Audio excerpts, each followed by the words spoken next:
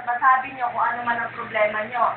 Kasi ang bawat problema, dapat dito muna nagdadaan sa market office, kay market master. Hindi tayo pwede magpunta kung kani-kanino o sabihin ang problema natin. Ngayon, kung may problema ang bawat isa sa inyo, o ano man, pwede na tayo magsimula ngayon. Kung ano yung mga hinahin ko rin yun, pwede nyo kayo kung ano yung mga... Kasi, hindi naman kasi po pwedeng sasabihin nyo sa akin, ako lang ang magsasalita. Kasi mas maganda yung, kasi naiipit talaga kami. Mahirap po kasi yung gano'n. Mas maganda po yung mismo sa inyo. Yung mismo, halimbawa, ikaw, kung ano yung problema mo. Ano ba yung nararamdaman? Para matapos na po yung usap-usapan natin sa Toros. Kasi, mas maganda, di ba, naghahanap buhay tayo ng tahimik at walang problema. Mas maganda, di ba yun? Ano ba yung nararamdaman ng bawat isa sa pagtitinda nyo? Ano ba yung nakakaluwag ba sa inyo? Nakakabilit ng kalooban ng pagtitinda? Open forum to. Meron ba sa inyo hindi nasisyan? Ano po ba ang problema natin? Kasi mas maganda po na, ano po, kaharap, di ba sabi ko nga sa inyo, mas maganda yung makakaharap natin si Market para mas maintindihan niya kayo. Kasi mas mahirap yung sabi ni ganyan, sabi ni ganito. Ito yung problema ko. Eh, syempre, pagdating sa akin, hindi naman lahat tayo pwedeng may dagdag, pwedeng may bawas. Ngayon, yung mismong sa inyo, yung mismong gusto niyo, ano ang problema niyo sa Plaza Torres? Para mawala na yung gulong-gulungan. Kaya nagharap-harap na yun. O yan, ano sabi ng Market? Yung akin lang yung nasa loob ko. Tulad yung... Ang pangalan, ano po pangalan? Minita na Colonisa. Ano po ba? Yung noon nagsukat-sukat ko tayo, akala ko po pantay-pantay ang sukat ng bawat suna. Hindi naman po ganun nangyayari. May maraming may malalaking mga sukat. Anong masasabi nyo doon sa sinasabi ng ating kapatid? Yung po ang tanong ko po kasi bakit Oo, tanongin natin yung mga nandyan. Pinpoint nito, sino talagang dapat na hindi ko na kasi nakikita naman namin magdagamit na mayroon talaga malaki, may maliit. Katulad namin, isa't kalahating. So ako, magdadalawang taon na ako mahigit na natitinda. Nag-umpisa ako sa isang lamisa kung anong sukat binigay sa akin. Yun lang, hindi kami lumalaban. Nung umupo nung kayo lang na gano'n nadagdagan ng kalahati, kaya lang isang lamisa at kalahati. Ngayon, nung nagsukatan tayo, sabi, bawat isang tao, isang lamisa, at isang metro. Eh bakit hindi pantay yata? Ngayon naman, ang inaano ko rin naman, bakit may doble-doble ang mga pesto?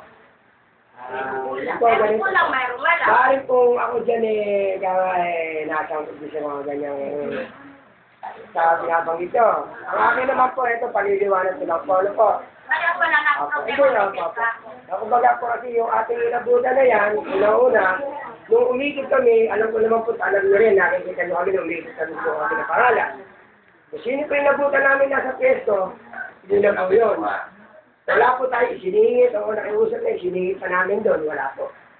Inuna po natin yung priority natin, yung talagang nandoon na. Ngayon po, kung may sumobra naman po, may isiningit, yun po, lahat alam niya. Bata po kay Marcel. Yung mga datihan ba ang priority natin? Meron na po tayo nakalagay doon. Kung sino po yung nabutan doon. Kasi po, may datihan po na wala doon. May po, ganun Ayun nga. po yun. Katulad ko, doon humingi ako kay Master sa manugang ko. Hindi ako nabigyan. Nagsabi si Master na doon, bigyan mo, hindi rin nabigyan. Kaya anong ginawa ng manugang ko? Hindi siya nagtinda, kundi yung panindan niya, dinakay-bahay na lang. Kasi nahihiya na ako sa iyong magsabi. Umiyak pa ako sa mga Master mo. Alam po, naiintindihan ko po yun. Kung may pinasisingit ka, yun ang ano ko sa Dragong, dinadala sa utadong. Bakit gano'n? Mayroon kang baguhan na isinisingit. Samantalang manugang ko, nagkaroon mo kay Master Sige. Ito po, ano po? Naisingit. O anong, Depende po sa lugar at pwesto na sukat na isisingit natin. Yung po sinasabi mo sisingit, sino po ba? Sabihin po ninyo kung sino. Marami dyan. Sino? Sabihin po na. Kaya nga open forum to, mali po yung Mahirap po sinasabi yung niya sa Alam na ninyo yung kung sino mga tatuhan. Ito po, ano po, paliliwanag ko lang po, Nay. At tulad sa nagsisintron, sino ba yung nagsisintron? Ayo, meron kayo usap na Muslim. Umayag kayo. Depende, dahil yung pwesto yung dalawa. Umayag kayo maging tatlo yun. Wala po ako naging problema doon. Kaya ipaliliwanag ko lang po na wala akong naging problema. Hindi sa akin naman doon, okay lang, nasabi ko lang nasa loob ko. Kasi ako may nakikita sino ba yung siningit? Ay, Ay, ako naman ano? po, ma'am, yan. Okay na nga, ang akin lang hindi. Ang ganito kasi yun. Hindi ko na maaano kasi ikaw rin, nag-iisot ka rin sa Torres. Alam mo yung baguhan at hindi. Alam mo kung sino ang mga bagong mukha, bagong nagtitinda na, basta kung kailan malakas, saka sila susulpot. Saka sila magkakaroon ng peso. Samantala yung matagala na nakapesto doon, hindi matigyan-tigyan. Marami tayo na wala ng peso. Pero ate, ito lang po, paniniwanag ko lang po yung sinasabi ninyo. Hindi kayo bulag, hindi rin Yung kami pong bulag. mga binabanggit niya, nung araw na umiikot kami, wala sila ron. Oh. Na wala rin peso. Alam niyo po ba ang dahilan kay Jerry? Hindi mo na alam. Oh, yun na lang po ang ano. Ano niyo sabihin? Yung kay Jerry po kasi, ganito yun. Nung nawalan, papaliwanag ko na rin kasi para talaga naman, ako talaga alam ko kung ano yung naging dahilan. Ganito yung kay Jerry, nung yung time na yan, di ba, hindi kami nagsinda. Napunta kami dalawa dito para sabihin kay Market na bakit po nawala yung pwesto namin at bakit nagkaroon ng bago. Ngayon po, sabi po ni Market kay Kuya Dong, bakit nawalan yung dati? Priority natin yung dati. So ngayon, sabi ko, sige Kuya Dong, Saturday, Saturday, sabi ko sa kanya, sige Saturday, pupwesto kami dahil maglalagay na kami ng pwesto. Hindi po dumating si Jerry noong time na yon. Ako lang po ang dumating. So yung po nakapwesto dun sa pwesto ko, nilipat po. At hindi ako na ngayon nalagay. Ngayon, yung pwesto na sinasabi ni Jerry, 2 times siyang nabinakanse para sa kanya.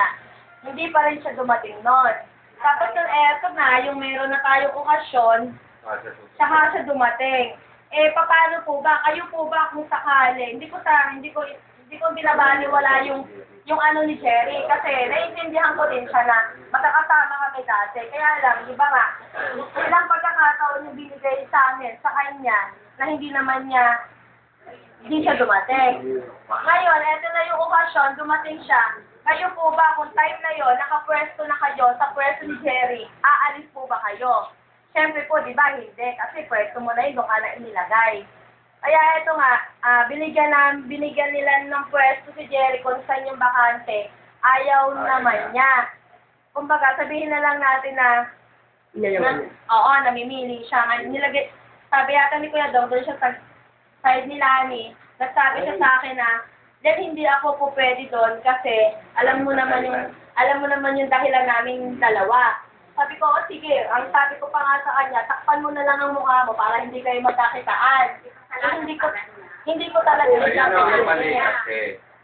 Nagtatanggol ninyo, hindi pa alam. Dahil po ako, nakukulita na rin ako kasi nahihiya na rin ako sa kanila na baka akala, pinapaboran ko lang yung tao na yon. Pero kung titingnan po natin talaga, may pagkukulang din po siya. Dapat, kung ano na lang din ibinigay sa'yo. Dahil ang gusto natin dito maghanap buhay at makapagtinda. Wala tayong ibang gusto, di ba? Kahit naman ako, siguro kahit ilagay ako siya, okay na ako, basta makakapagtinda ako, okay na yun. Ano yung sinabi sa akin ni Dong noon? Ate, kung saan ko ilalagay yung manugang mo, okay lang sa'yo. Okay ka, kaso wala ka kaibigan. Pinaliwanag natin sa kanya yun. Ilang kami nang Wala papaliwanag ka sa kanya. binibigay.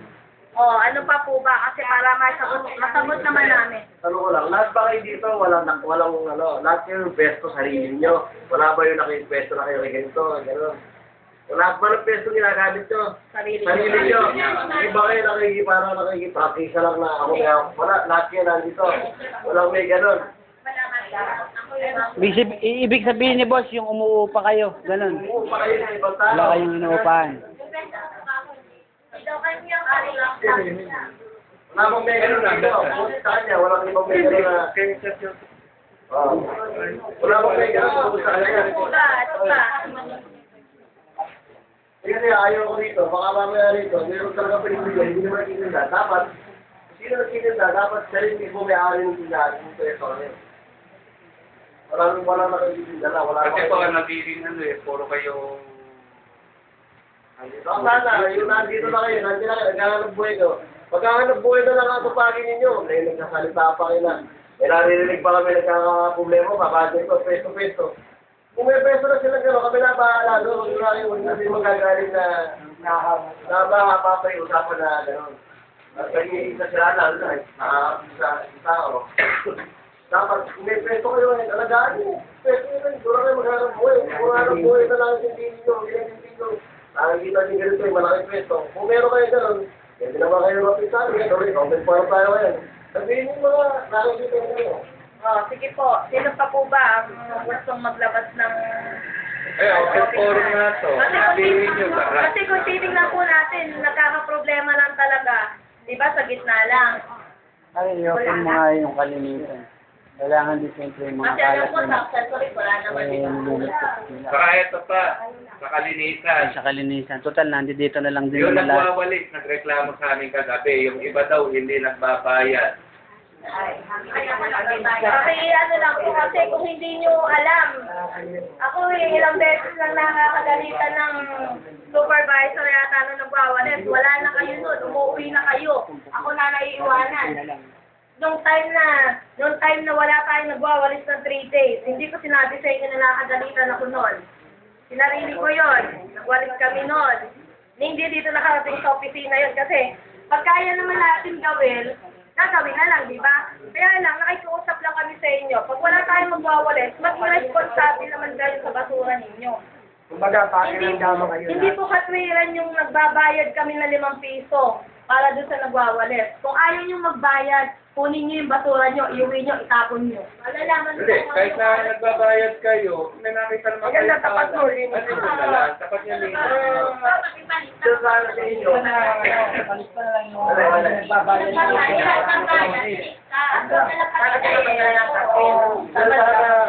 Sana kayo magkaroon kayo ng pagkakaisa, hindi yung kayo, nagkikiraan kayo.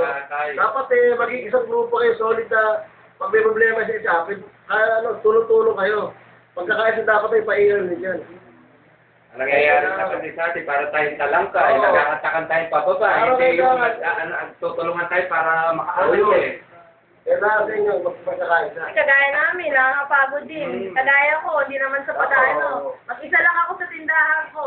Magkakaproblema dyan sa isa dyan. Kunti maliit na problema lang naman. Kung kaya niyong swap na magkatabi, ayun na lang. Ayun na lang. Kung maliit na problema lang.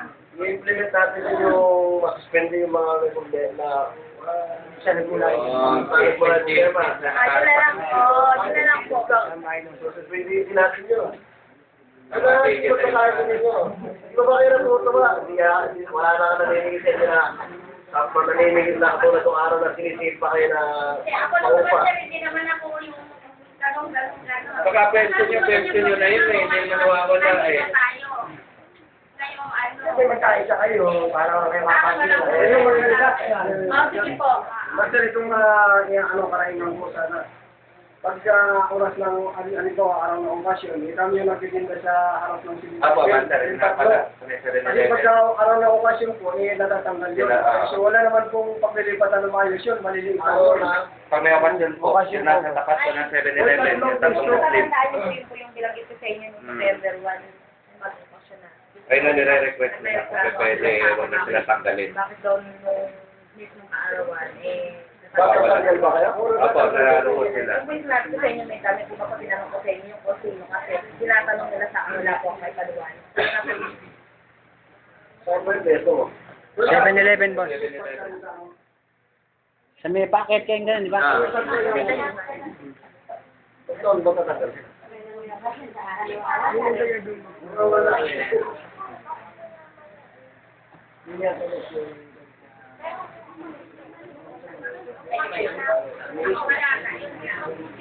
Priority kayo doon. Hindi madami problema doon. Sige, salamat mas lang.